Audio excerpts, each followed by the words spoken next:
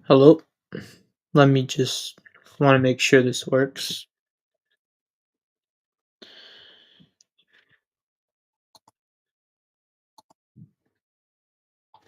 I don't want to start talking and then it doesn't work.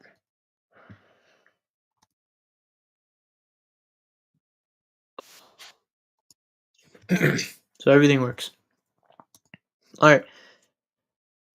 So let me start by saying I haven't made a video in a while. Haven't streamed in a while, and mostly this is because I've been focusing a lot on just trading my newly funded account in silence for a little bit of time, and I think going forward, the weekly reviews and when I talk about my journal is going to be very private, except for when I want to make it public, which I will likely be doing that like today on days where it was just really tough, but I learned something big from it. So today was a losing day, and that's why I'm here streaming about it. Um, I think streaming is better because it's less visible to anyone. I don't really, some few people will see it probably, and that's how I like it. I don't want to have too many people seeing it, and it's live, so everything is raw. I don't go and do a second attempt at it or edit the video or anything. But let's just talk about the day.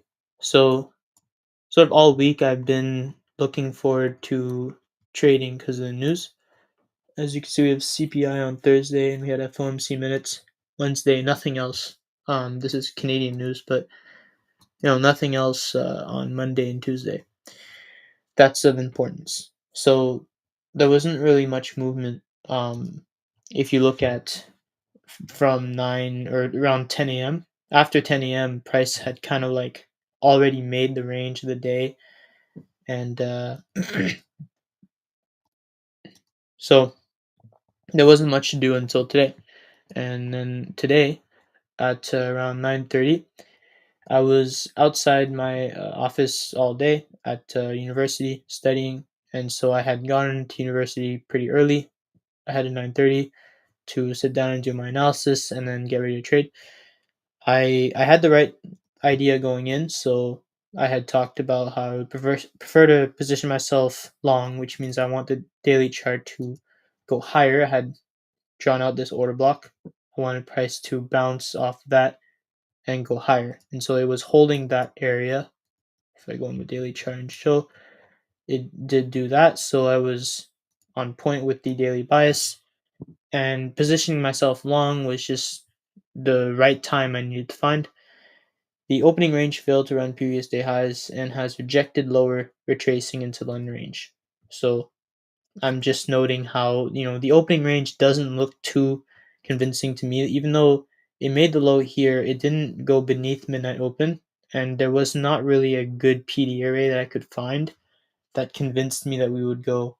If we had crossed beneath midnight open, I would have been more convinced. But there was no 5 minute manipulation, right? Like I usually like to see a breaker where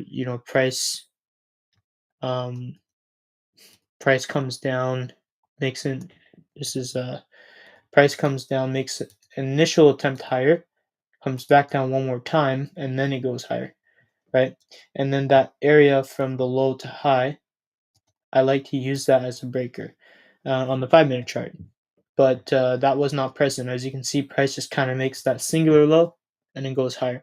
I'm not using this low as a short-term low because the price swing from this low to the high is at the buy side liquidity, which I would have been my initial target, and then the buy side liquidity up there would have been the second target. So I didn't want to use that, and instead I wanted to find another breaker down here. And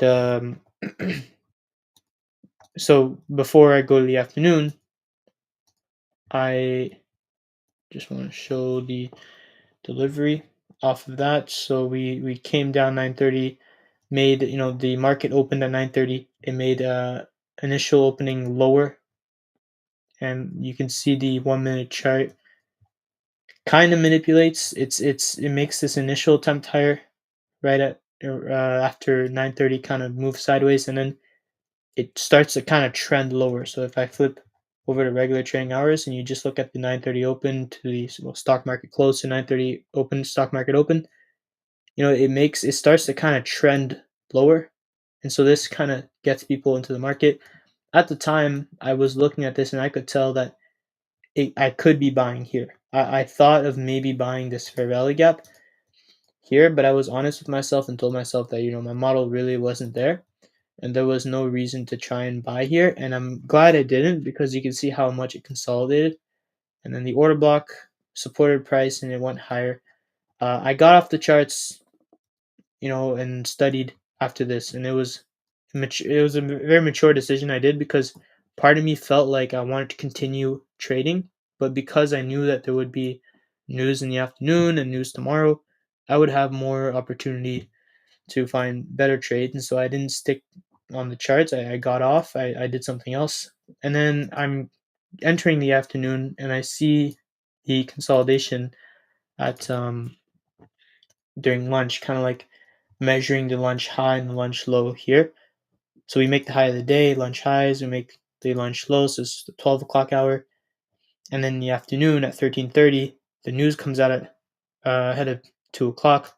The run lower happened ahead of that, so we quickly run down to the lunch lows, and this is sort of like a consolidation. If you highlight kind of like this entire area, so we quickly run down to the low of this, sweep the area, and then aggressively run higher. The problem, so what I was looking at the time when this happened, this is the trade I took.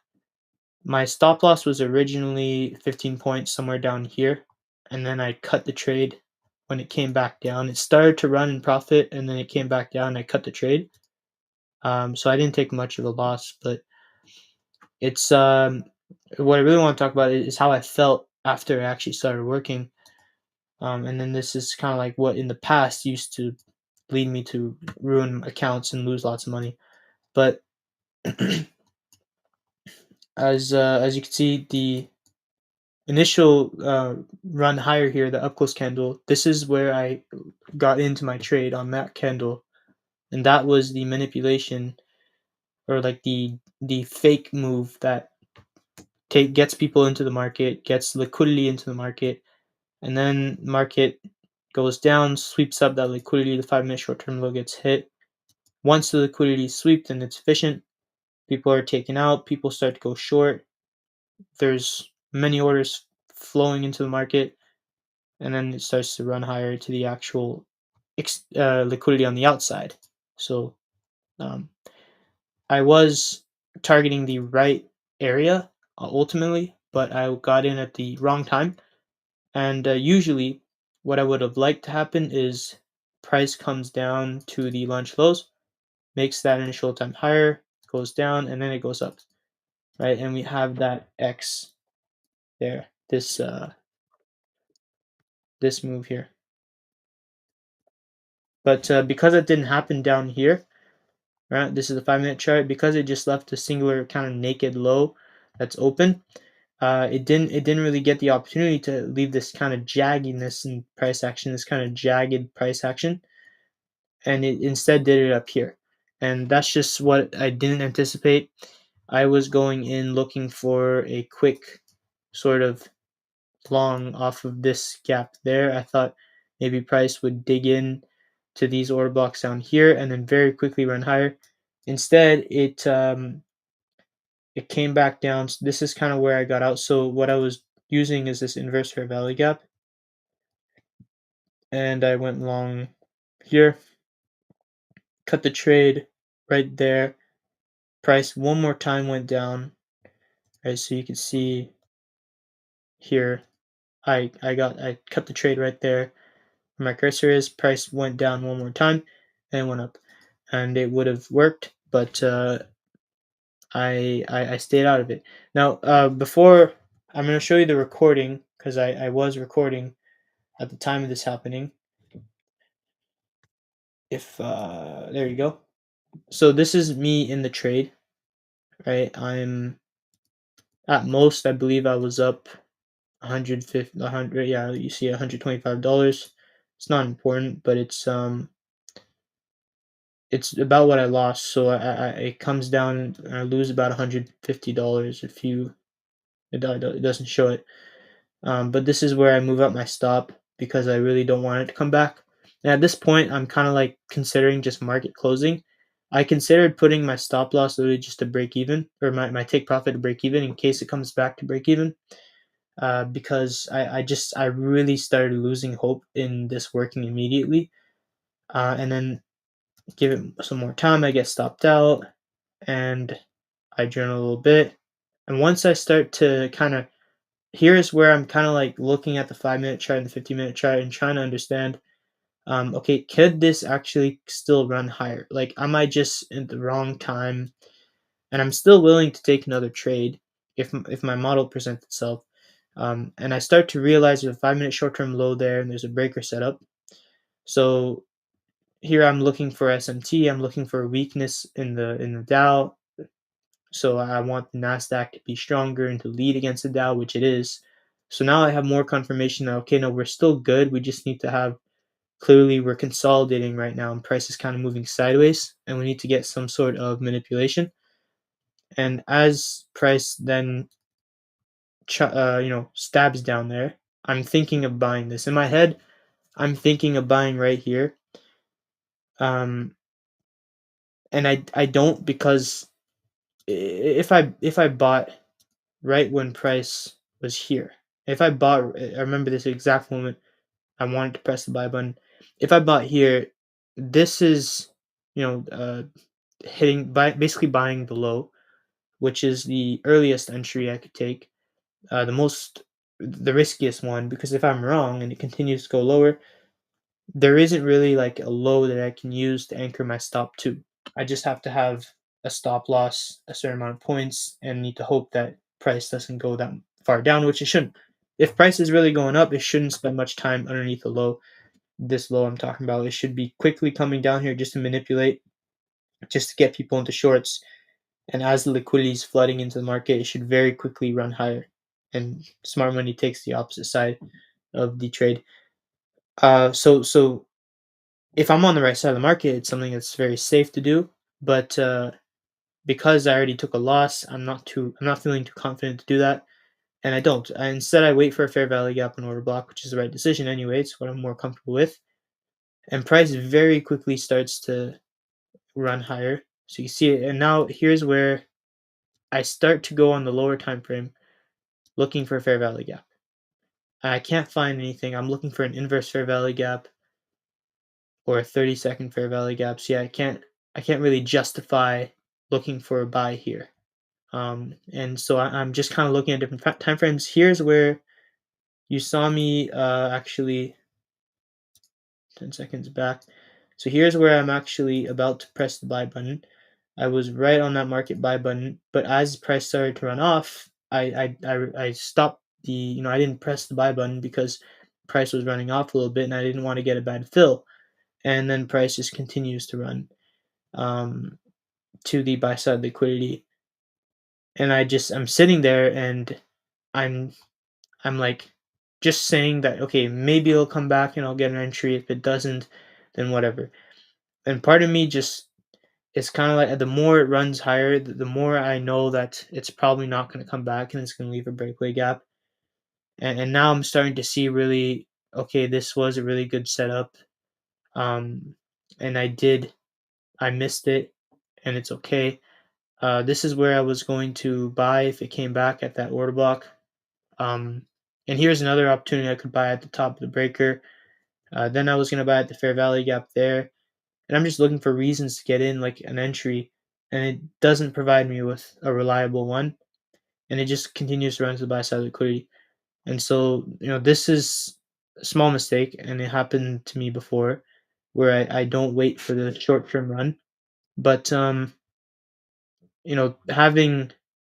having done this, immediately the what's going through my head is I felt like I got cucked, like I got cheated on basically, and I just immediately want to make it back. I want to. I try and convince myself that this is some guy I was watching. I try and convince myself that I can make it back. That there's still another opportunity, and this is where you start to get emotional. What happens after this is my model is not present at all. Right? There's no 5 minute. There's no there's not really a liquidity level that price targets. It just kind of consolidates and moves sideways. Like in this area, there's not really an expansion where it's going to a significant level. So if I had tried to trade, I would have just gotten lucky. Really is what it would have been if I had won. So instead, what I did is I blocked the trading. Like I pressed the button to block my trading because I didn't want to lose any more. So I had already lost about $150, and my the software will basically stop me at $400. So I still had another $250 to lose. But I said that I'm in this. Obviously, the run already happened. The run I was looking for going into this session was the move higher to launch highs, and that already happened. And so it's the same thing with 9:30 in the morning. 9:30 in the morning we ran and we hit the buy side liquidity. After we hit the buy side liquidity, I got off because I knew that there was nothing else to do. Part of me wanted to stay and see if maybe price would go back down, but I knew that there was not likely to happen, and there was no reason to do that. So I stick to the plan, which is wait till the next session, see if there's something else in the next session. And there was something. It happened. I missed it, and so I this time I had to block the trading because even after I blocked the trading, I regretted it. Like I kept wanting to just find something. I kept wanting to just get it back somehow. Like it's not that I lost $150 that bothered me. It's really that I missed out on $800. It would have been $800 what I would have made, at least like $700. Um, and that missing out on that is what really bothered me. Um, because that's more than what I make. That's like almost twice what I make in a week. Oh no, it is twice because it's US dollars. It's twice in what I make in a week, right? And when I tell myself that, I think that's a lot of money. For what I make, that's a lot of money. For what I spend, that's a lot of money. And if I can just make that in 20 minutes of work, obviously it's not 20 minutes because I have put a lot more hours actually studying, but every day, but and waiting for it. But I mean, like just being in a trade for 20 minutes, right? If I make $800, that's that's really good. And it's even though I lost $150, I just make $800 tomorrow if I'm patient and I wait till the next session where I'm more emotionally stable, in a better state to trade, and price is in a better state to deliver. Then I know that I can make all those losses back and I can still make my weekly paycheck. And even then, if I can just make a fraction of my weekly paycheck, that's even good, right? Because that pays a couple bills. But obviously, I can make a lot more than that, and it's pretty amazing that I'm able to do that. So when I tell myself that, and the cholesterol in my brain or whatever the chemical is that gets released when you lose, and you're under panic, and you're freaking out. Obviously, when that wears down, I start to think about this rationally, and I'm like, it's really not that bad. But in the moment, it felt different. It felt like I almost was not in control, and somebody else was there. And this is why I'm grateful that the people I trade with allow me to actually block the trading and lock me out permanently until the market closes and then opens up the next day again. And so if that button wasn't there, I don't know, maybe I would have tried to take something else. Um, Maybe I would have instead completely removed myself from my Chromebook, which would have been unproductive because I was also studying using the Chromebook, doing other things. But, you know, I guess doing that kind of allowed me to see a different outcome because a year ago, I would run into things like this where sometimes it was just really bad losses, things that obviously I didn't know what I was doing, and I had took a really bad loss, and then I this exact sort of mental state I'd be in, and I would completely just destroy my account. I would lose lots of money and blow the account in these mental states. But when I'm able to step back and stop, it really kind of gives me hope and makes me understand that really trading is not that hard at all. Trading is not that big of a deal if you treat it professionally and you approach it the right way. And so that's what I hope to continue doing. And I hope that maybe these words, might help somebody. I guess the only really other thing I want to talk about is why I'm making this video. Um, and honestly, I wrestle with that. I guess for those of you that were consistently watching my weekly reviews, I stopped doing the weekly reviews because there's a lot of personal things I like to talk about. And I just realized that it's not something that I just want to advertise all the time. I don't want to make it a thing. And those are for me. I still make the videos, but I post them privately. So I'm I'm not like I'm not giving up. I didn't give up or stop or anything, but I just want to try and be a little bit more under the radar. And as I learn more about myself, and for example, like I'm starting now to actually make good money, and once I get to a point where I have the ability to actually withdraw the profits and send them to my actual bank account, like I did back in the beginning of the year. I want to try trading past that point where now all of a sudden I know all the money that I make and lose is potential money that could have went to my bank account. And getting past that point is obviously I want to. It's not going to be any different, but I know it will be different. It will be a bit more uncomfortable because there's going to be a lot more, I guess, urgency to take the payout um, right now instead of waiting another day. Because every time something like this happens, a loss or there's a day I don't trade, which happens often, a day I don't trade because there's just no setup or nothing I trust. It's not obvious, especially ahead of elections. It's been really tough to find setups that are like, okay, I'm 100% certain this is going to work. And most days I just end up not doing anything because I'm not too certain.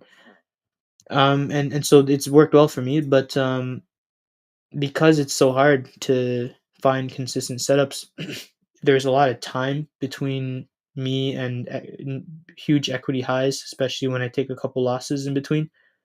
And so making progress on an account is slow, and it just feels like sometimes it definitely feels like I'm counting down the days um, until I can withdraw money from the account. As if you're not familiar with Top Step rules, the account that I'm trading with them, I need to have 5 days where I make $200 or more of net P&L at the end of the day before I can withdraw the profits. So I'm at two, and it's very easy. It would have been easy today to get a win, tomorrow to get a win, Friday to get a win. All of a sudden, I can take a payout, and that knowing that it could happen in an instant is obviously, I guess not an instant, but just within a week is obviously alarming, I guess, and it it kind of feels like I'm counting those days down, and I just can't wait. And as soon as something, maybe I don't trade for a day, I don't trade for a week, all of a sudden now it goes to next week may turn into next month, and next month may turn into the next month, and then it may never happen. And that uncertainty is something that bothers me. But these are kind of things that I haven't been able to break through yet, haven't been able to get comfortable with just being able to trade an account without worrying about when I'll be able to get a payout and if I'll be able to get a payout. And so that's why I don't like to stream or make videos consistently now that I'm actually at this level. It's like new ground because I've been in a funded account before where I have taken a payout, and as soon as I took the payout, it went downhill. And because it was uncomfortable, it was new territory. I had entered a new environment that I wasn't familiar with, and I got my ass handed to me because I wasn't careful and I pushed too hard. But that's why I'm just taking things a little bit more careful and being cautious. Um, anyways, I think I've been going on for 24 minutes, so it's actually not that long. But yeah, there's a little bit of a rambling. It's again why I stream, because I'm just mostly rambling, and I don't really expect anyone to watch the whole thing. But if you did watch till the end, then that's great. Comment if you want. I This is like the streams, I guess, are for merely just me to engage with people, more than they are about just, I guess, documenting my journey or some like, yeah. But that's about it. I'll probably end it now.